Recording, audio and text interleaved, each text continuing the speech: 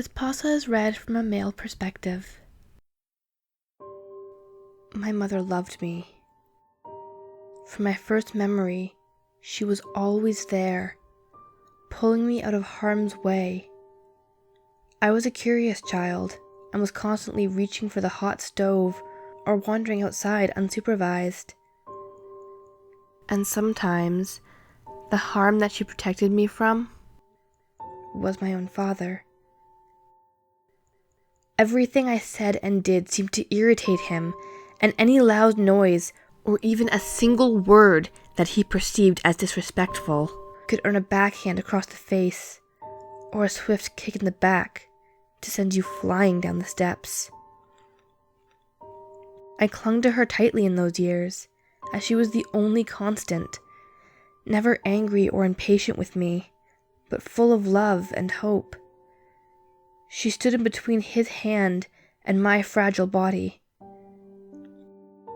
And I'm ashamed to admit that I ran and hid more than once while he took his anger out on my dear mother.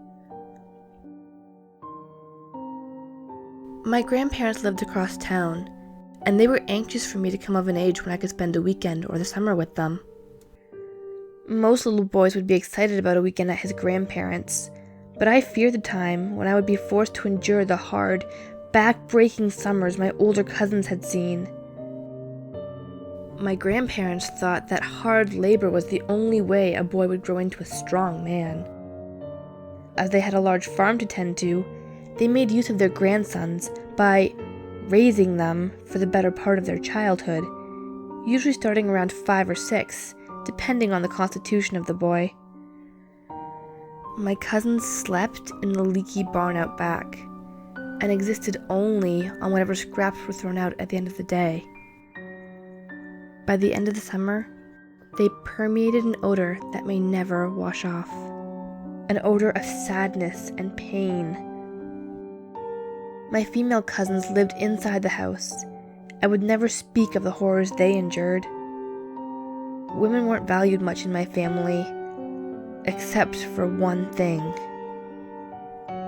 When I was barely 5, my mother woke me up in the middle of the night, covering her hand across my mouth and signaling for me to keep quiet. Her bruised face was wet from tears, and her hand shook as she silently begged me not to do anything to attract the attention of my sleeping father. Without a sound, we snuck out of the house, taking only my stuffed teddy bear, leaving behind everything I had ever known. My mother and I kept to the back roads as we made our journey across several states, to the house on the river where her brother lived. Her brother made his living as a teacher at the small schoolhouse in town, and was a widow with no children of his own. By the time we arrived at his door, we were weak from hunger and exhaustion. My mother hadn't stopped to sleep the whole way, too afraid that my father or his family would catch up with her unaware. My uncle hadn't always lived here. He had arrived only a few short months before, and my mother had not been permitted to keep in contact with her family. She knew of his location only by the chance meeting of a distant relative while selling some items in town. Even at my young age, I was able to understand that this meant we were safe. They couldn't find us here. Suddenly, my world didn't seem so bleak and depressing anymore. I would no longer suffer my father's wrath for playing too loudly in the backyard, or getting up to get a drink of water after I was supposed to be asleep. I suppose that given my history I should have been wary of this new man, but he exuded a calm demeanor, and my natural instincts told me that he would never hurt me. For 2 years, my mother and I lived in peace in my uncle's house by the river. My mother started working at a small shop in town, and I went to school with my uncle. At night, we would eat dinner in the small kitchen and talk about our day. I spent my summers down by the river, fishing or watching the grass grow. I developed a fast friendship with a boy down the road, and we never spent a weekend apart, riding bikes and playing in the woods. It was a sweet time, the best of my childhood memories.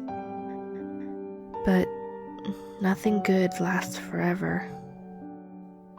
My mother took ill the winter I was 7. I was looking forward to Christmas and the break from school, the sleepovers and the late night marshmallow roasting. But then my mother was sick, and everyone got very sad. It seemed only a week passed where she went from happy and rosy to pale and withdrawn in her bed. On the morning of the parade in town, I begged her to take me. My young mind didn't understand real sickness. I had recovered nicely from the years spent with my father, and was now blessed once again with the innocence and selfishness of youth. Mother pulled herself together, and off we went. She held my hand and bought me caramel popcorn at the stand. We laughed and giggled, and for a few minutes she appeared healthy and whole again. Then she fell.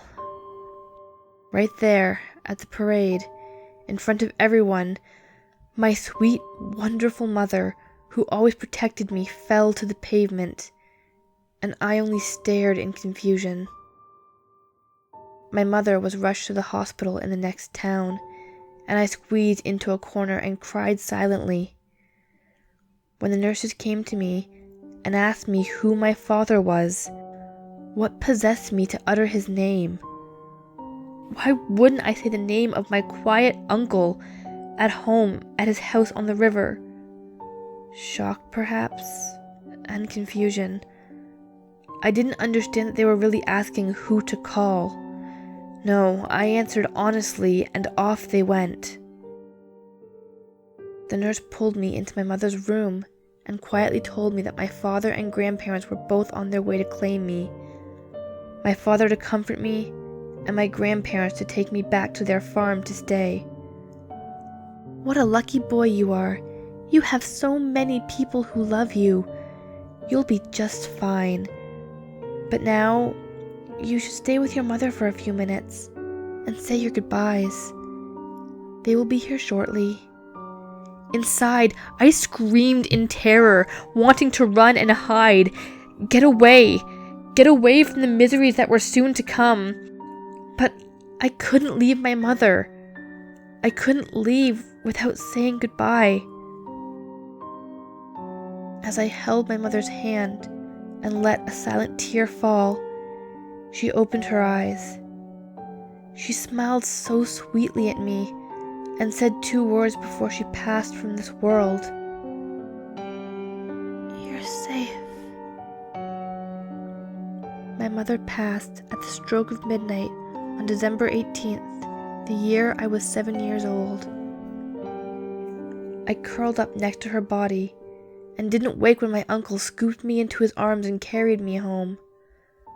I didn't know that day what had happened to the 2 different cars traveling towards me in the night to take me away to a terrible place, but I knew I was safe because my mother had told me so.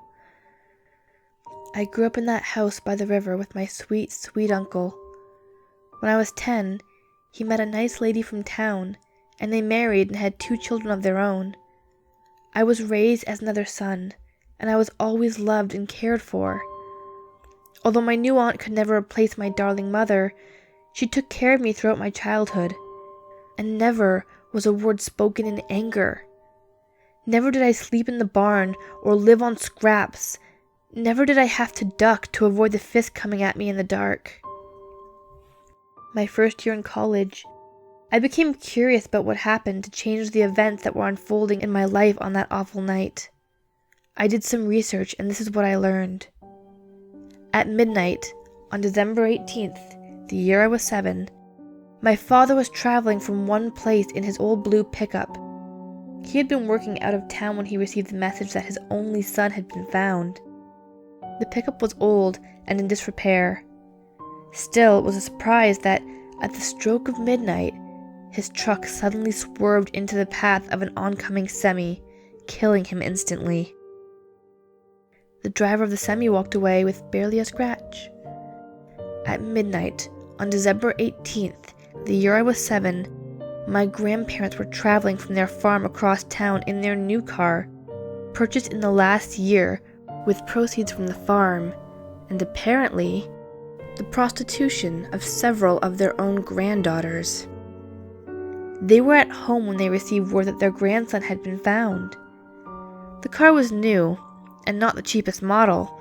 Therefore, it was a mystery why, at the stroke of midnight, the car suddenly pulled to the right while on a mountain road, causing the car to go through the weak fence and down into the ravine. My grandparents were killed instantly. There were investigations, even into my sweet, calm uncle, as it was found to be a little odd that both of these events should happen at the exact time my mother passed from this world. My uncle never worried me with it, and the investigators finally gave up, as no one could ever prove how it happened. I know how it happened. My mother told me when she uttered those 2 words. You're safe.